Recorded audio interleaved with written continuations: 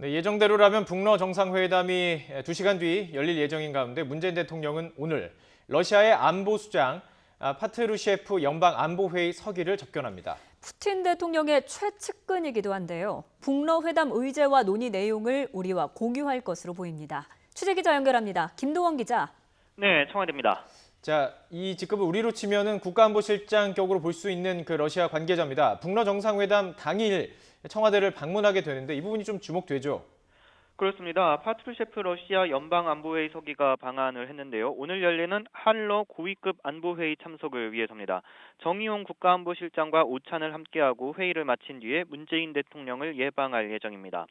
파트루셰프 서기의 방한에 대해 청와대는 오래전부터 예정됐던 일정으로 특별히 북러 정상회담을 고려해서 날짜를 정한 건 아니라고 설명했습니다. 하지만 북러 정상회담 관련 정보가 자연스럽게 공유될 것으로 보입니다.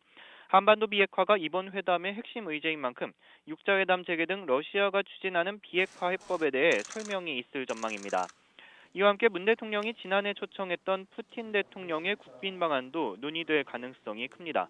정부는 올해 상반기 푸틴 대통령의 방안을 추진해왔습니다. 청와대는 4차 남북정상회담 제안에 대한 북한의 답변도 기다리고 있는데 오늘 북러 회담이 끝나면 반응이 있을까요? 예, 청와대는 북한이 북러 정상회담 준비에 집중하느라 우리 측 제안에 답하지 않은 것으로 보고 있습니다. 오늘 회담이 끝난 뒤 북한은 성과를 평가하면서 4차 남북 정상회담의 개최 여부와 시기를 저울질할 것으로 보입니다. 이런 가운데 청와대는 오늘 오후 노영민 비서실장 주재로 남북 공동선언 이행 추진위원회를 엽니다. 지난 1월에 열린 뒤 석 달 만에 열리는 회의인데요. 모레 4.27 판문점 선언 1주년 행사 준비 상황을 점검하고 4차 남북정상회담 개최 등 비핵화 협상의 재개 동력을 마련하기 위한 방안을 논의할 것으로 보입니다.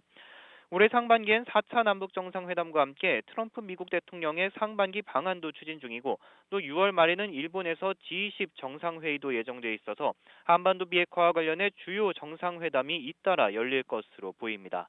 지금까지 청와대에서 YTN 김도원입니다.